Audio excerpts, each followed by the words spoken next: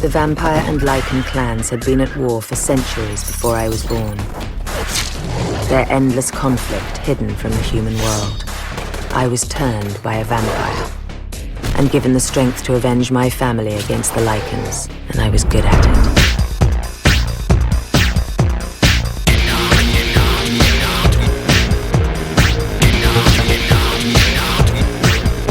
Welcome to Now Playing Podcast's Underworld retrospective series. Wherever Selene goes, trouble surely follows. Hosted by Arnie. Information is power, and I collect it with a passion. Jacob. I know exactly what you are. And Stuart. He's too powerful for you alone. But be warned, this episode will contain detailed plot spoilers and strong language. The sun will burn you to ashes out there, or you can die with some grace in here. We hope you enjoy the show. Show me what you have.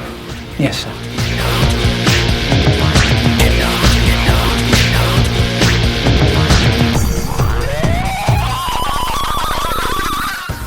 Today we're discussing Underworld, Rise of the Lycans, starring Michael Sheen, Bill Nighy, Rhona Mitra, directed by Patrick Tatopoulos. This is Arnie, co-host of Now Playing, and is this what you want?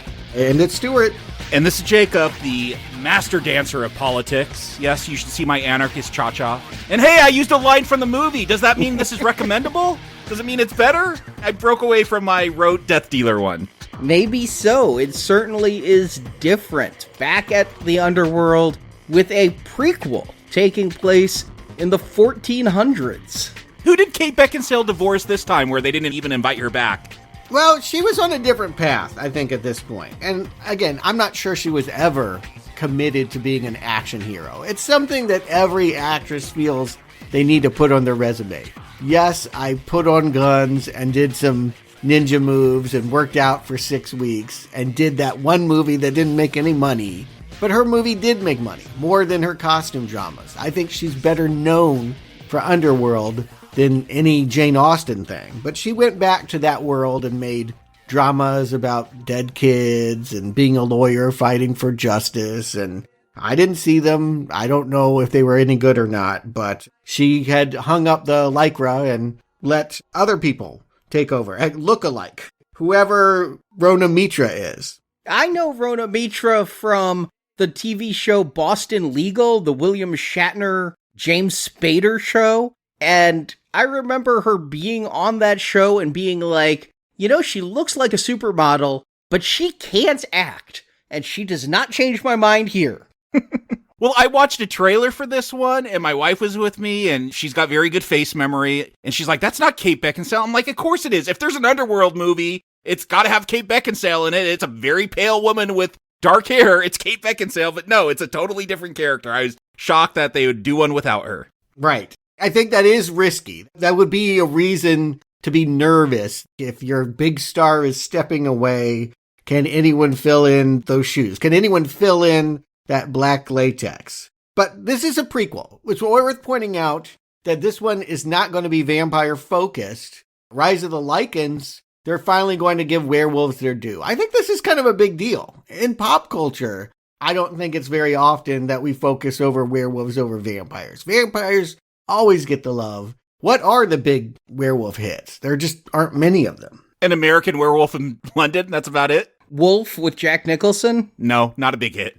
No, that was a flop and cost way too much money. That movie cost more than Jurassic Park. What? Ooh, I had no idea. You wouldn't think that looking at it.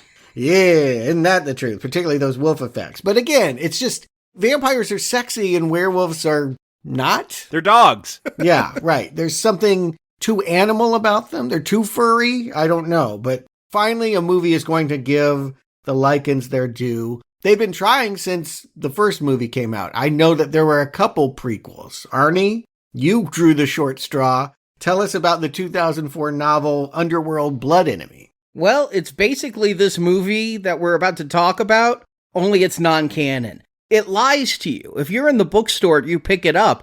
The first chapter is Selene shooting at people in a Hungarian or Russian park. So you think you're going to be reading a Selene story. And then you're in chapter 2, it's a flashback to the 1200s, where it's all about Lucian and his love for Sonia, and this forbidden love, and all of that basically we're going to see here, only this is all apocryphal, because this was written in 2004, before I think this movie was a glint in anybody's eye. It is badly written.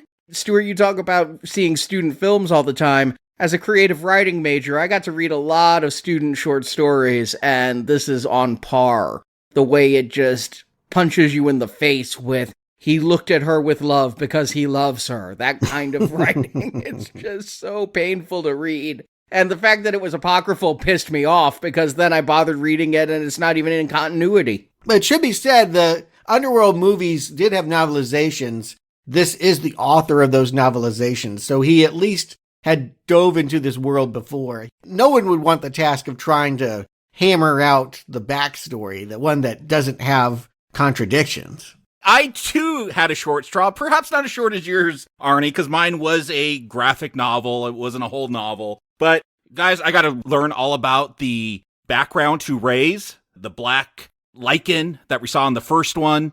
And that, too, was not canon. And guess what? This movie totally contradicts it, because this comic, co-written by Danny McBride, the stuntman. So you'd think he'd have some lore ready to go that would get in these movies, or at least fit with these comics. But no, Reyes is an East African warrior in the 14th century, and for reasons, there's werewolves and vampires, and his tribe is like caught in the middle of it. And by the end, Lucian bites him and turns him into a Lycan, which totally contradicts everything. Like, they just threw all that out. This is a whole new story that we'll see with Reyes in Underworld 3. Yeah, it sounds like they were rushing a lot of products out. 2004, that was when the video game came out too. And it sounds like, oh, we have a hit. We need to just create a universe. And it sounds like they gave lesser people the task of trying to hammer out what the story should be. I will just go ahead and put it out there. I mentioned that I knew screenwriters that were working with the then director, Lynn Wiseman. He was asking them to come up with this script. The third movie had never been worked out. The backstory had not been worked out.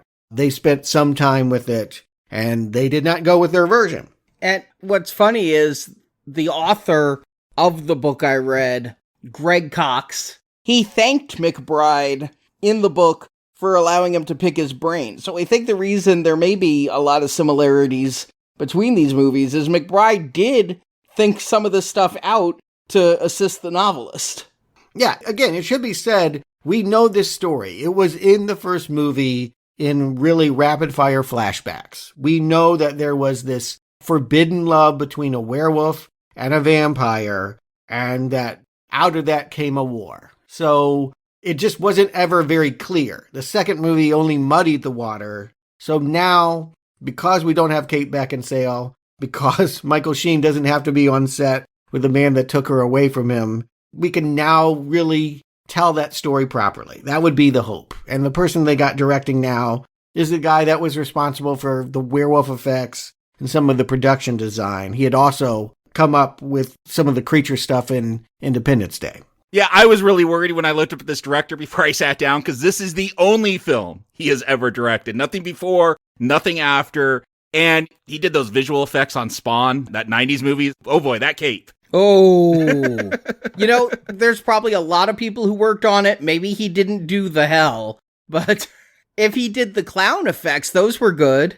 I have never seen that film. That's maybe the one comic book movie I have not seen, but I guess it's not Marvel or DC, so I'm spared. They'll reboot it at some point.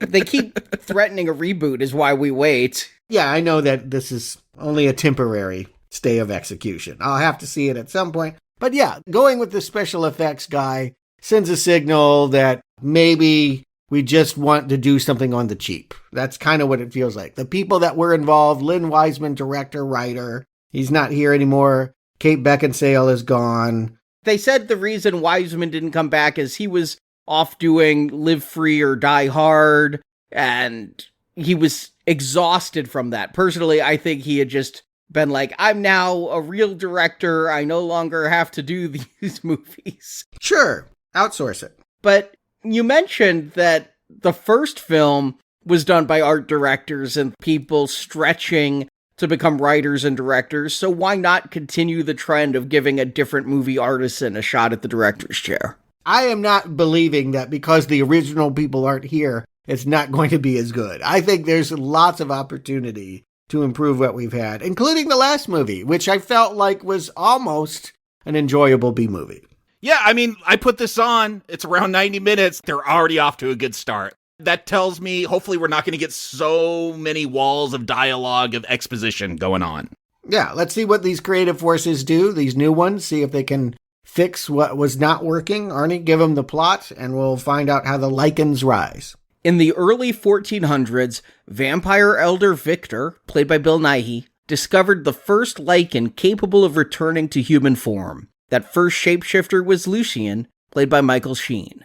Victor took Lucien as a servant and forced him to spread his werewolfism among Victor's servants, creating a subservient line of Lycans. When Lucien starts to sleep with Victor's daughter, Sonia, played by Rhona Mitra, Lucien is put in a cell. He leads an uprising against the vampires, and then Sonia rescues Lucien, and the two plan to run away together. But Victor finds out Sonia helped Lucien, and that Sonia is pregnant with a half-vampire, half-Lycan baby. Victor puts Lucien back in prison and executes Sonia. Lucien wolves out and calls to the non-shapeshifting werewolves in the forest. These wolves storm the castle, Victor and Lucien fight, and Lucien nearly kills the vampire elder, but both Lucien and Victor survive, which we knew they would because they were in the first film. A war has now begun between the vampires and the Lycans that will last for hundreds of years, as credits roll.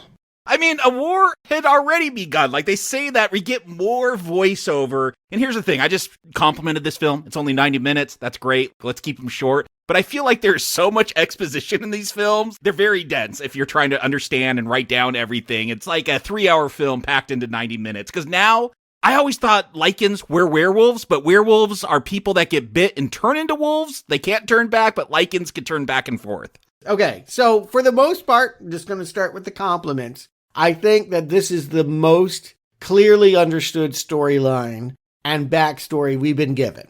Because we saw the flashback already. Well, no, but I think that we understand what happens better in this one than we did in the previous two movies. Agreed. And Jacob, there wasn't a flashback scene in that first movie until the 4K release, so you may have seen the updated version that took footage from this movie and created a flashback. Oh, okay. Yeah, I did watch the unrated version, so it had extra scenes. Yeah, but there is voiceover just here in the beginning by a sound-alike of Kate Beckinsale. We'll find out that this is Sonia. They tell us that it's 2 decades beyond the creation of vampires and Lycans, which, remember, was 2 kids from a magical human being that got bit, one by a wolf, one by a bat, and the war is already on. They say the war is already started. That is in deep contrast to what was said before about Lucien's love for Sonia causing the rift that caused the war. But this is a war between vampires and werewolves, not vampires and Lycans. That's a different war.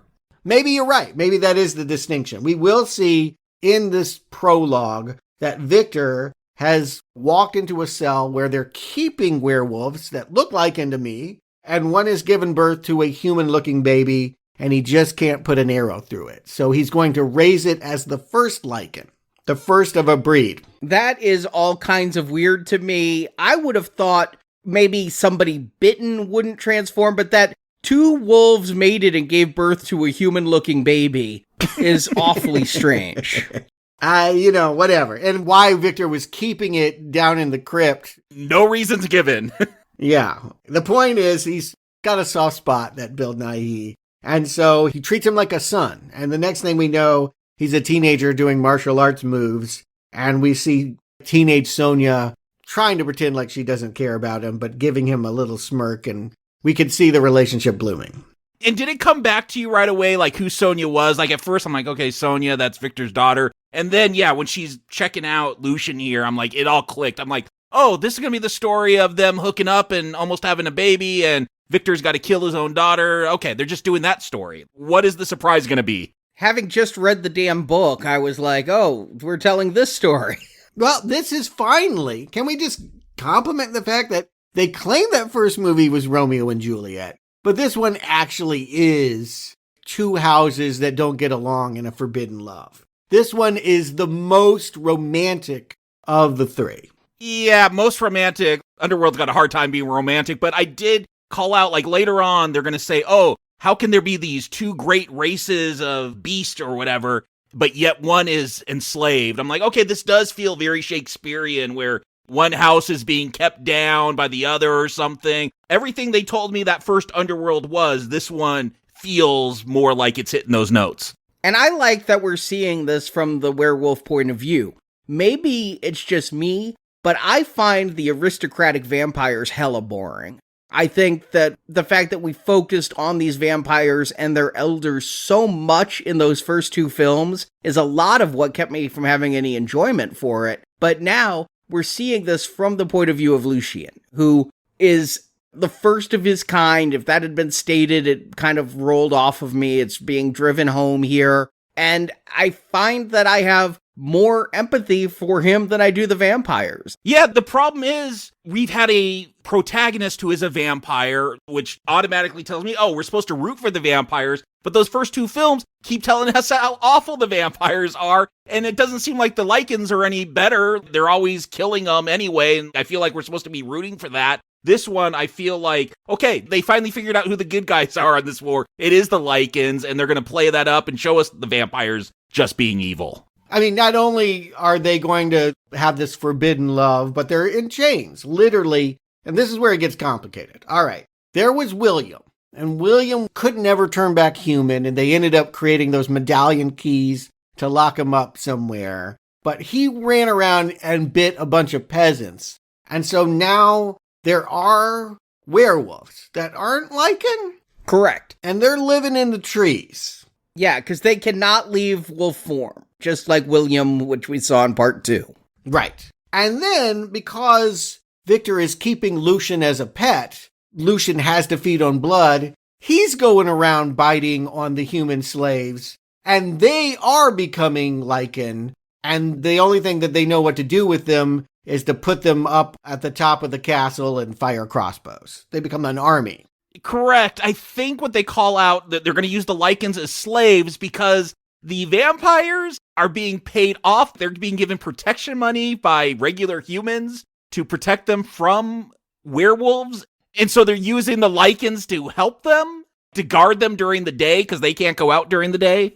Right. Vampires have castles that need protection 24/7. And if you're sleeping in your coffin at 3 o'clock in the afternoon, you need a Lycan out there with a crossbow. Now, there are also human beings that they're keeping in here. And to make this more confusing, the big industry here is silver mining.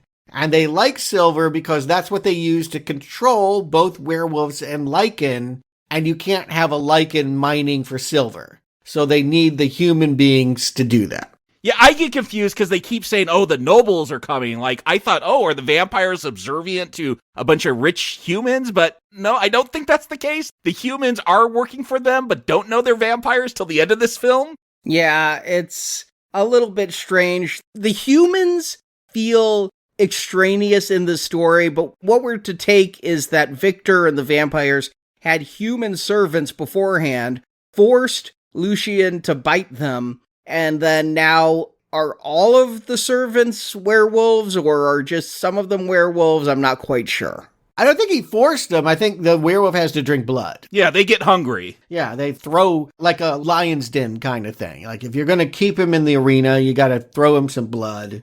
And that's how he survived. When we cut to the end of this prologue, he looks like Michael Sheen. Did Michael Sheen always have giant eyeballs? Yes. He looks like an anime character in this.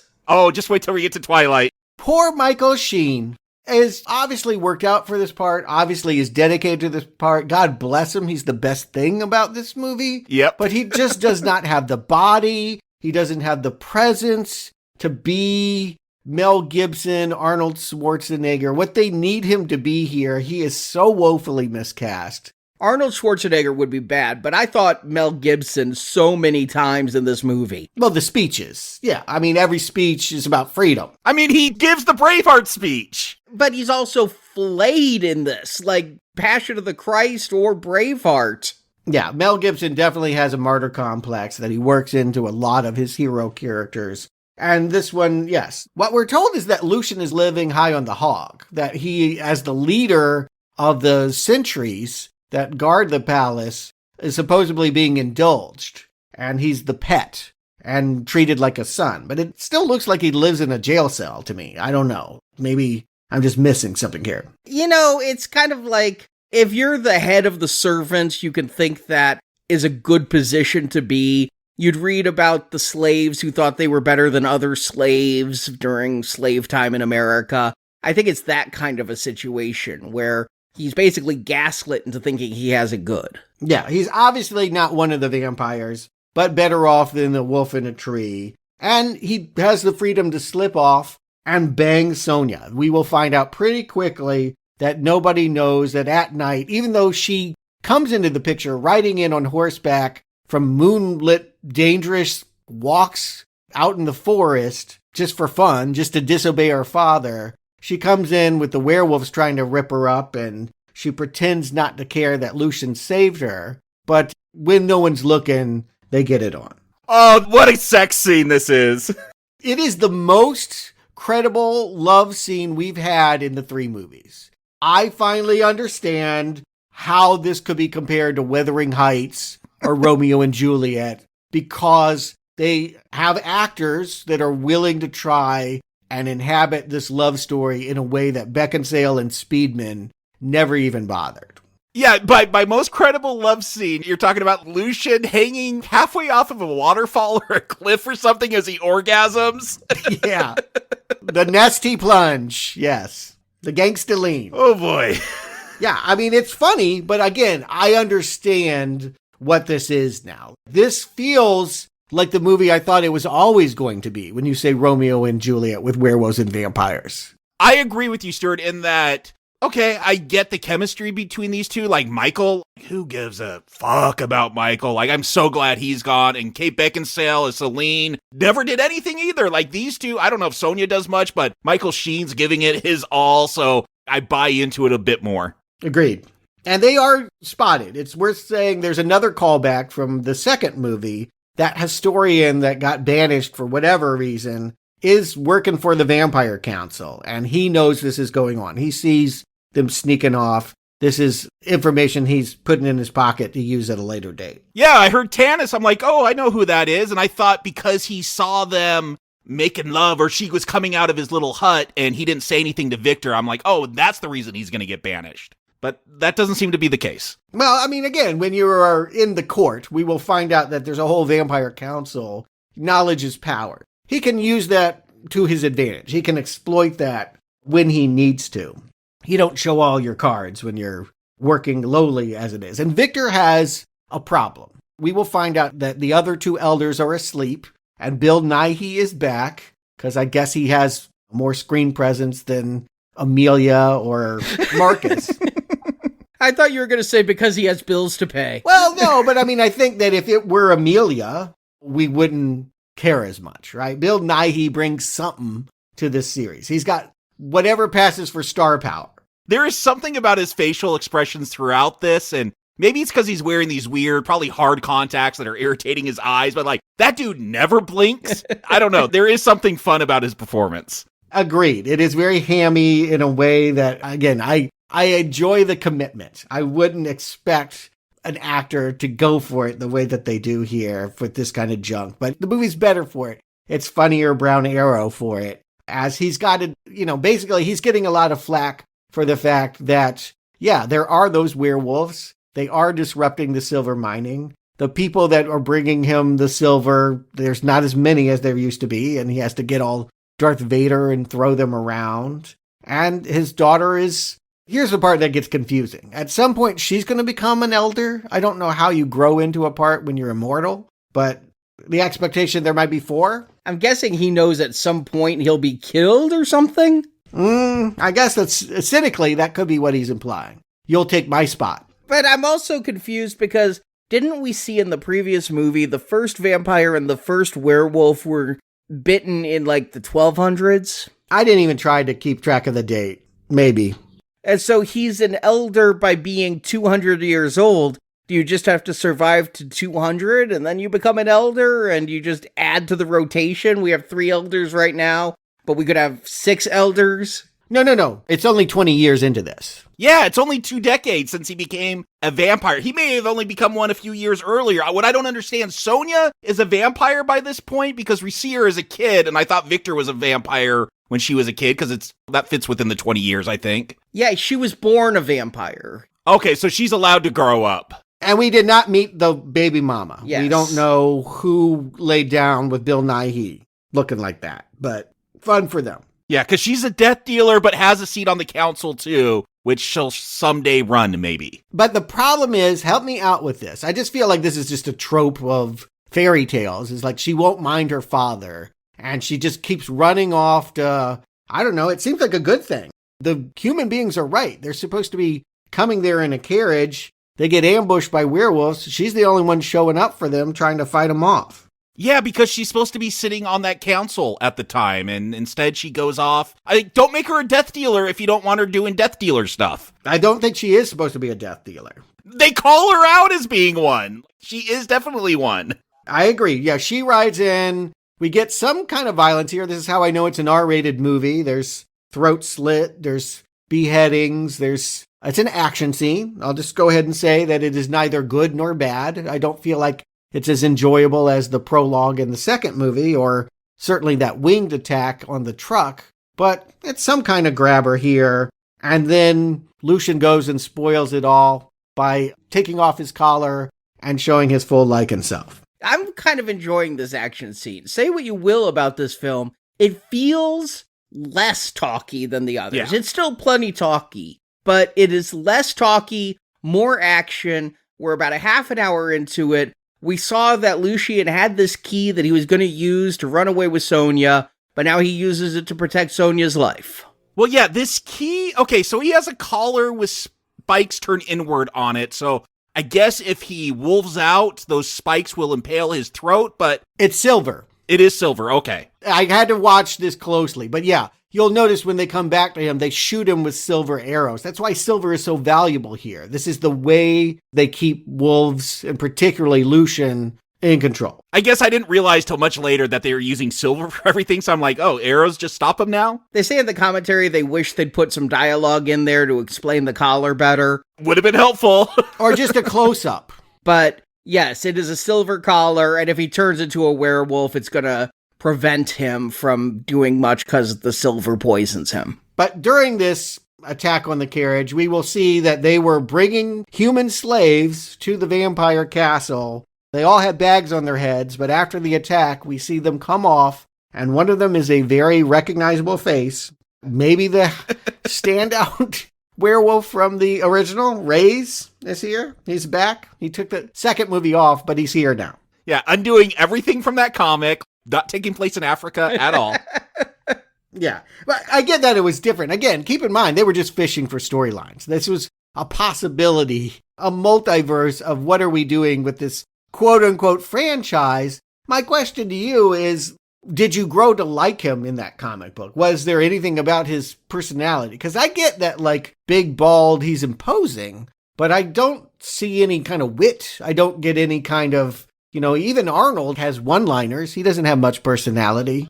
It's so Mary Sue in that comic. He's just this great warrior that even as a human could kill a lion with his hands. I love this character for just his look and his voice, Well, yeah, that's all you could love him for. Yeah, he's got a great voice. I wish he was a better partner with Lucian. I wish I liked that team up more when they're hanging out later. I wish he could act more. Yeah, I read his bio, and apparently he's like a biochemist or something like that just decided on a whim to get into acting and became a stuntman. So a roundabout way of winding up the big supporting character of a third Underworld movie. But I wish I could like him. I feel like the movie is asking us, this is as close as we get to a cheer moment, seeing that this is his origin story. Because none of us are Underworld fans, was this a big cheer moment? Let us know, listeners, if you love these Underworld films, when you got to this reveal in part 3, you're like, yes, he's back, Reyes. I was like, hey, it's him. Did I cheer? Yeah, that was my reaction. Oh, I've seen him before. cheer or, yeah, it's him. It feels like a very big difference. Like, yeah! Put that as a poll quote. There's so many, yeah, that's him moments in this film. This movie has people in it I've seen before, now playing. People from other Underworld films appear in this one. You'll love it. And Arnie is a big one to, like, if there is a character actor that he loves that can carry him far into fandom. But again, all I ask is, has this man done anything to charm you? I don't see it in this movie or in the previous one. But I'm liking this action also because we are in medieval times and we're seeing crossbows and things. And normally I'm not for this type of castle siege sort of action, but this makes so much more sense to me than bullets ever did. All that gunfire Matrix bullshit in those first two movies tested my patience. Here, they're using weapons that can actually harm their enemies and things. This is more what I want in a werewolf-vampire battle, and so I'm enjoying this scene with the wolves. Yeah, unless you're Neo, like doing cool slow-motion backflips as you shoot a machine gun. That got real boring in Underworld, just all the gunfire. I agree with you, Arnie. The fact that they got crossbows and swords, it's just better weapons. They're not more advanced, but it's visually more fun to watch them use them. Agreed with that, and I also just want to point out, trends had changed by this point. This movie is coming out in 2009, 10 years beyond The Matrix. There had been the sequels. It just wasn't as trendy to put on trench coats. Lord of the Rings had happened, and they did shoot this movie in New Zealand, and it does feel that they're chasing a new master here. Mm-hmm. Like, they want Tolkien to be the godfather of all of this, not Matrix. Yeah, there's some cool designs, like with the vampire fortress or whatever that is built into the side of a mountain. It feels like Gondor, the big village built into the side of the mountain in that last film. Yeah, I could see those comparisons. And I just want to point out, this movie is pretty minimal budget. I mean, $35 million for a big Tolkien epic, that might get you one scene. One big scene in Return of the King cost the budget of this entire film. They are lucky to have a production designer, a special effects designer as the director for this. I think that he is finding a way to squeeze the pennies and get the most out of this. This movie has a look, just as the first two did. This movie is able to pull off a more expensive look on the cheap. 100% agree. I still think they need to turn on the lights, not have everything be gray. Maybe I need to recalibrate my TV. It's just so dark at times. But my wife's like, oh, this looks really good. I'm like, yeah, especially since I doubt they had any money for it. Like, there's some dodgy CGI at times, but, at the end, when they do some day for night stuff, it's really bad. But for the most part, I'm like, yeah, they got sets. They're going for a period piece. That's never cheap when you got to recreate like dungeons and all that. Again, I don't know if this is praise, but I'm like, hey, you guys impressed me with your low budget. You made it look not so low budget. I definitely think that there's improvement. The thing that got me is that when I watched the behind the scenes, they did use CGI for some of the wide shots of the werewolves, but some of this is people in wolf costumes. Yeah, I can tell.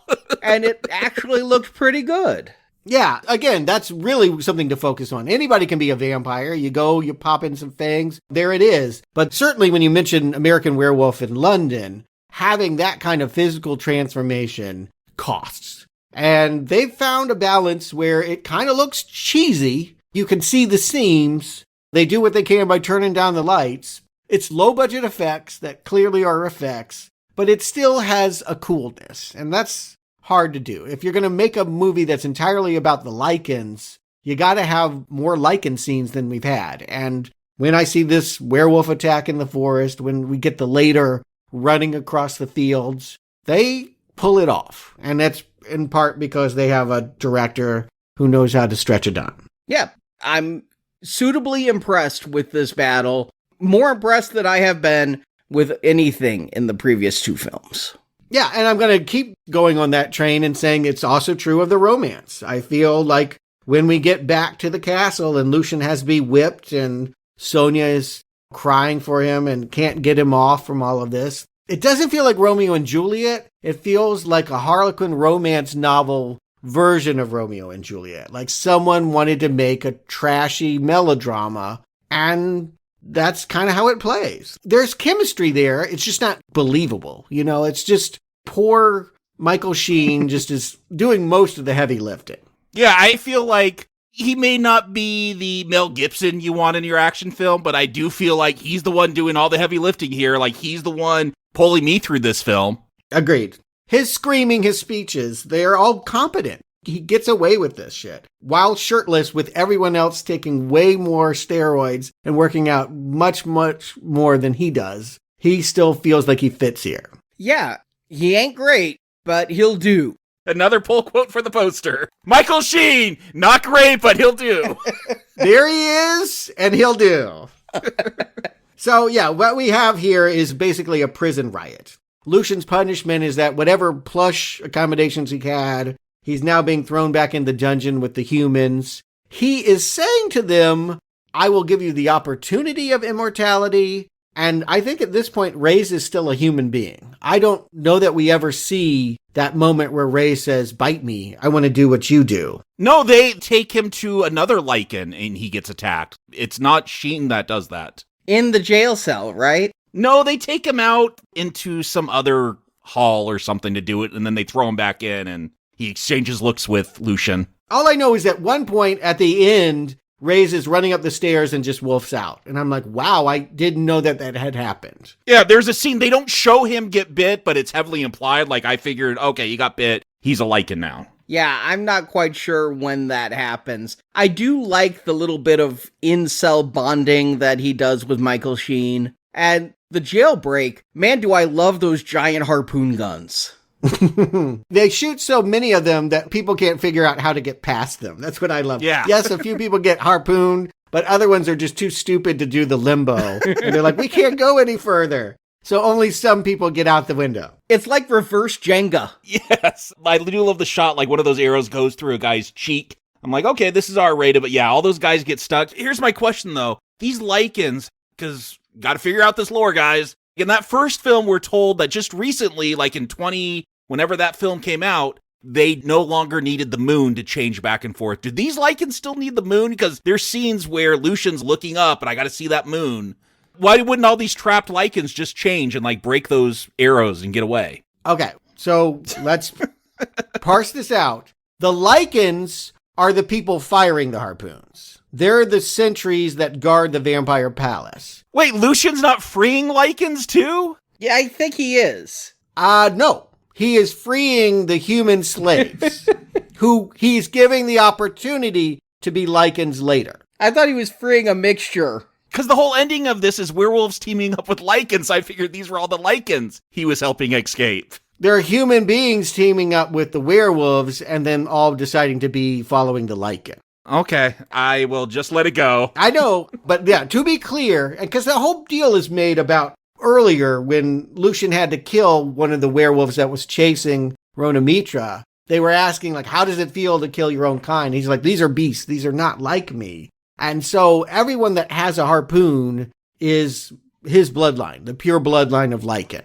I get that early on, but I thought they were turning more and more to have more slaves and just keeping them all gelled up because they say, oh, maybe we can make some more loyal to us by giving them nicer quarters, but most of them are going to be kept down in that cell. So I just assumed all Lycans and he was trying to free them. Why else would you run off with this guy who's a Lycan then and is going to probably eat you? And they show scenes of some of these prisoners being fed to Lycans. I mean, not just at the beginning. They show it with this group that they captured with Reyes. And so I thought some of them were werewolves and some of them were just servants, but this movie's unclear. I'm so upset. I thought I understood this movie so much better than the other ones, but now here I am. All I can tell you is Lycans are firing on the escapees, and they don't change into the big things because A, budget, and B, they have silver suits of armor and what have you. The silver prevents them. See, this is what confuses. They all have collars on, like they're passing that key around later to get all the collars off.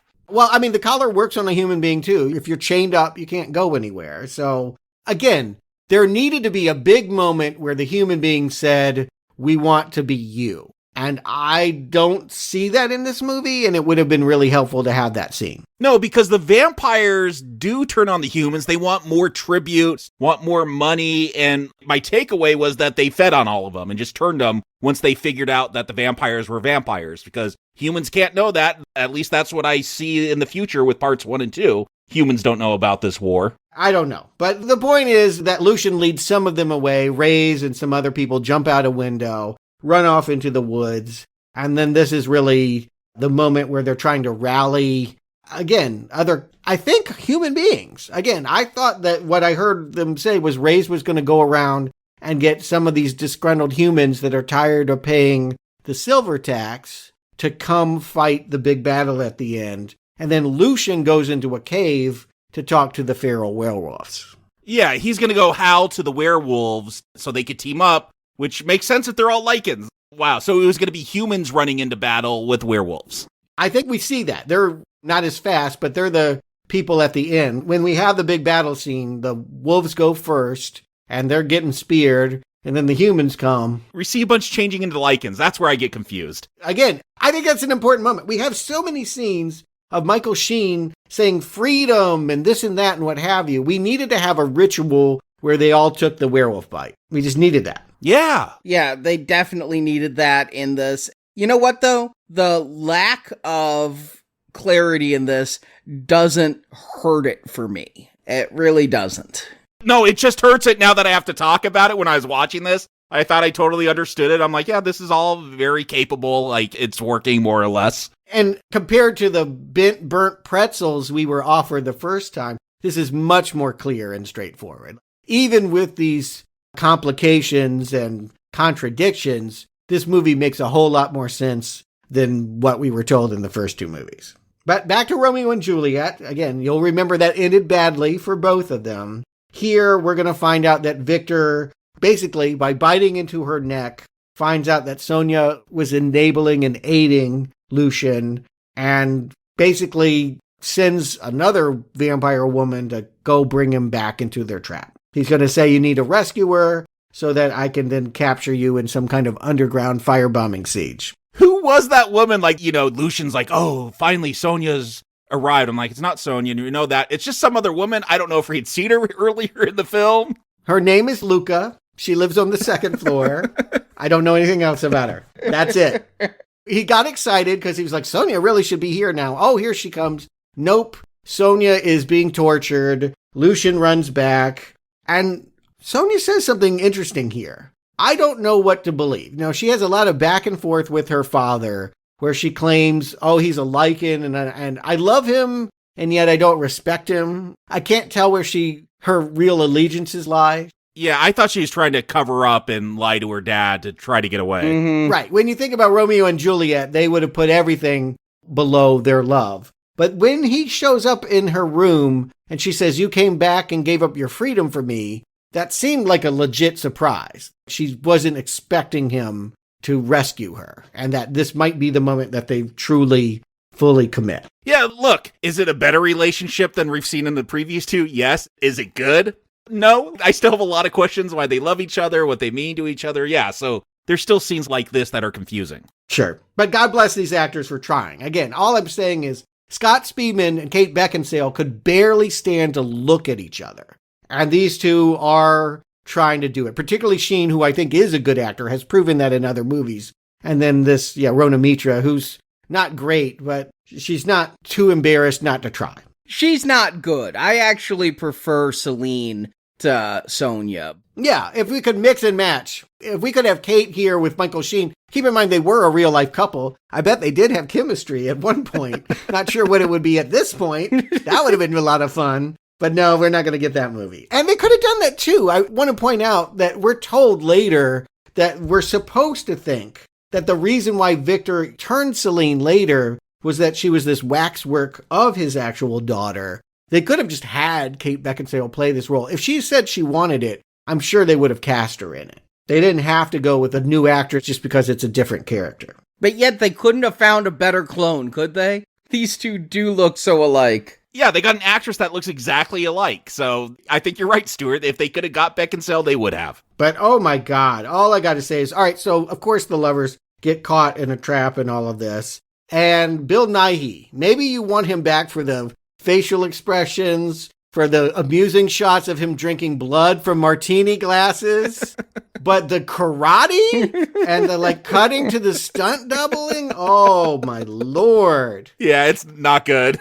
That's so sad. So sad that he has to be the action hero and get the upper hand on his daughter. And when he puts his hand on her baby bump, that's when he knows she's created an abomination and must die for it. We already knew this part. This had been spoiled by both movies. Really drove home that he murdered his own daughter, votes with the council that she will be strung up in sunlight and burn while Wolfman watches. This is not a bad scene, either in effects or in acting. I like the fact that they're whipping Lucian again, and those whips are brutal, the way they show his hamburger meat back. Yeah. And that she is going to be burned alive there in front of him. It's effective. I'm just shocked that there's so much time after this, because I'm like, okay, they're just fleshing out that backstory they gave us in part 1. Here's the end of it. He's going to cry and run off. But no, they're going to try to surprise us, I don't know why they're going to try to have him fight Victor and kill him when we know he shows back up.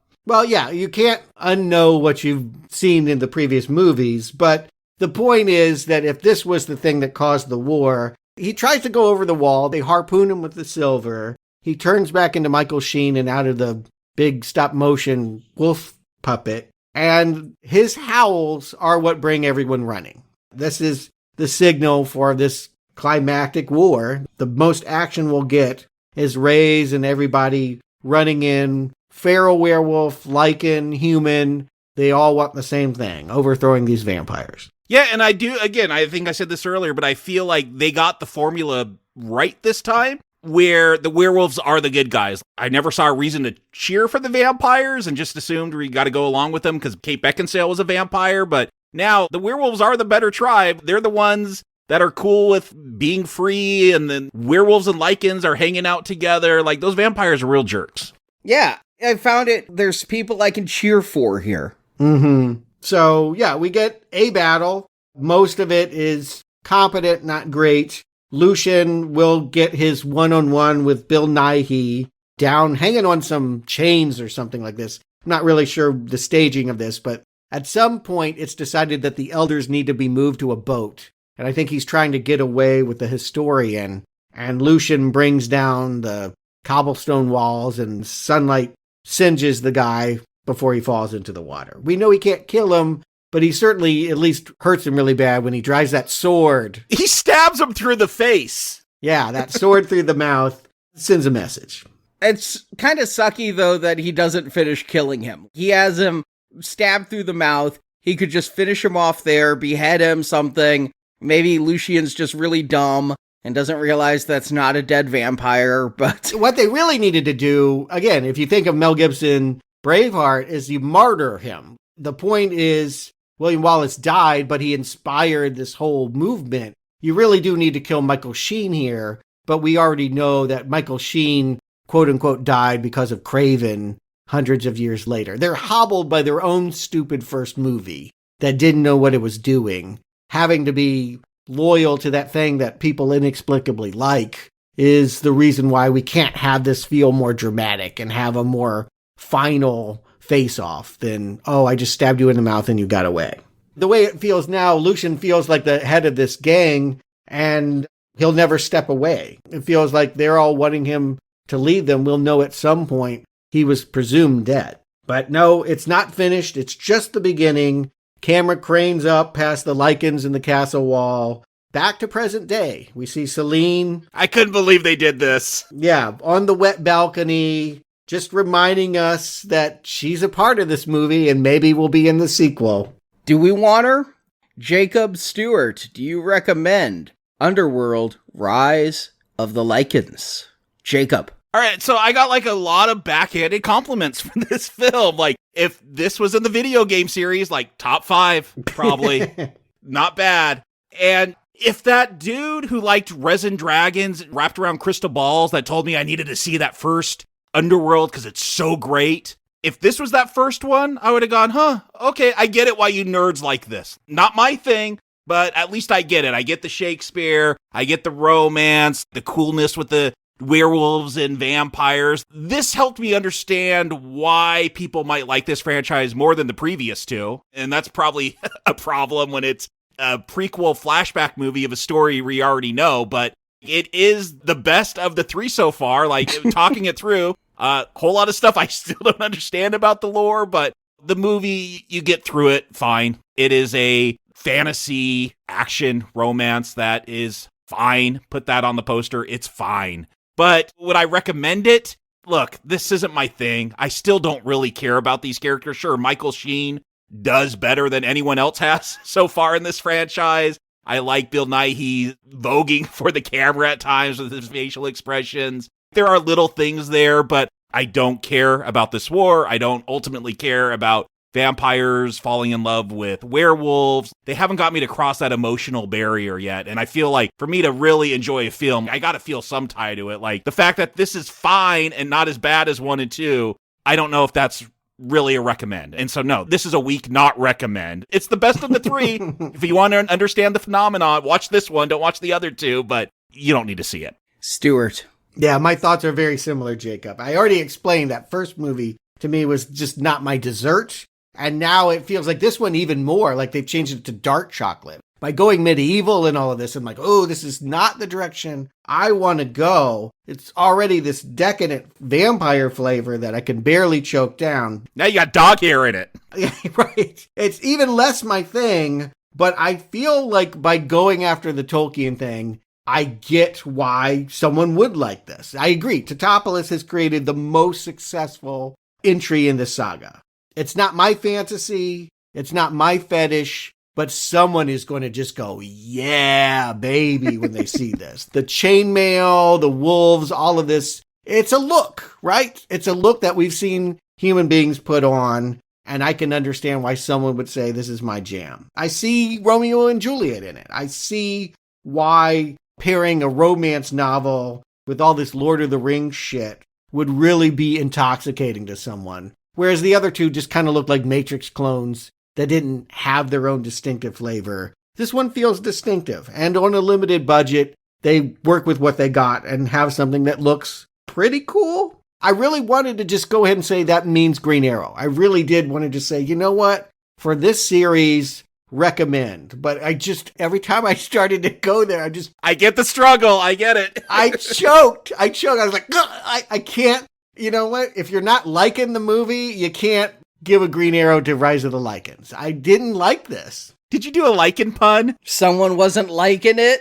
Yeah. I mean, I'm going to keep doing that because it's just fun. I wish this were Brown Arrow, is the truth of the matter. Is in the end, it's still too stodgy and bleak and dark chocolate for me to really go, this is fun. Wait, so you want to eat actual shit? You know what? I feel like it would be fun to watch them really camp it up. I do feel like we're close. I feel like the next one might do it each time we get closer to that line, but I can't do it. I can't say Green Arrow, even though I probably should. It's going to be maybe the highlight of the whole franchise, I feel, but that's a mild not recommend. God damn you guys for stealing my recommend thoughts. I'm like, this one's not bad. Do I recommend not bad? I mean, in this franchise, not bad might be pretty damn good. We really should, right? I think we're all saying that if you're going to do it, this is the one to start with and to do first. I can't believe how much better this one is than the ones we've seen so far. And so for me, I'm like, I didn't hate watching it. Is that a recommend?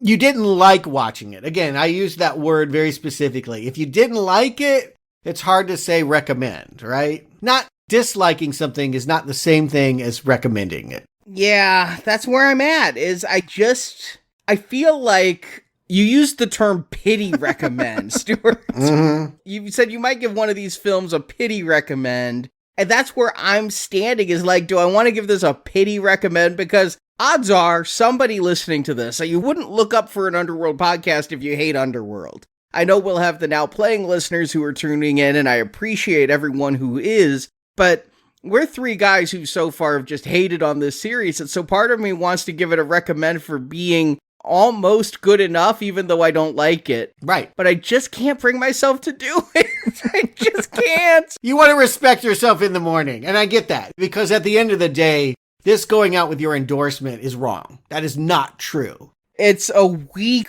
not recommend. I really almost did. I think it might be the closest I ever come, which is part of why I wanted to do it.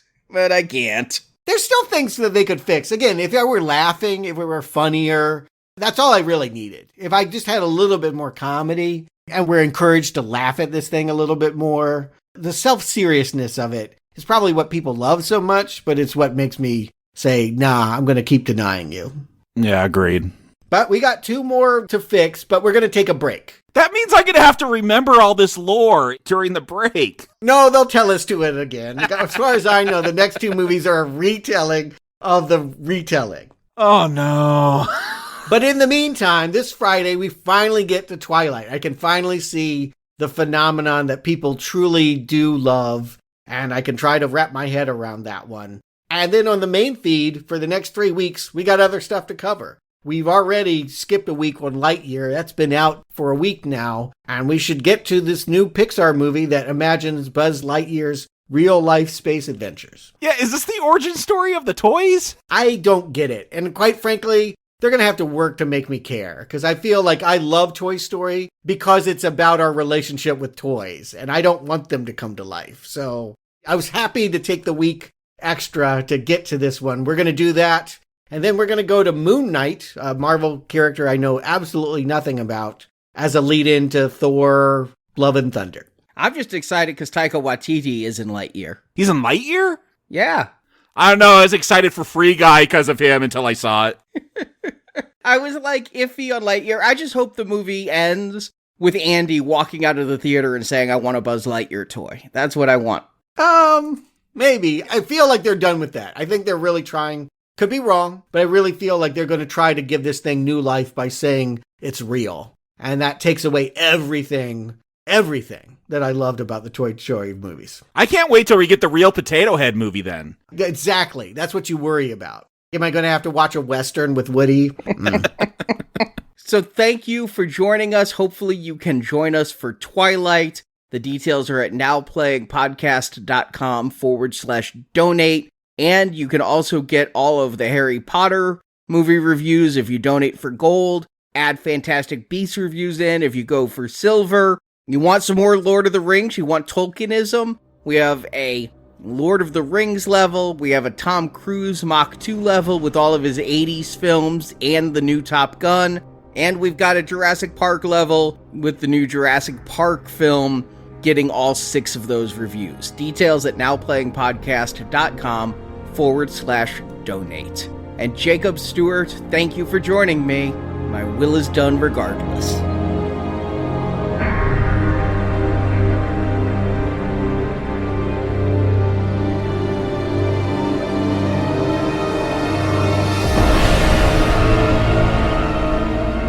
My journey has now come full circle. Once an outcast, I am now one of 3 chosen elders, from hunted to the highest honor.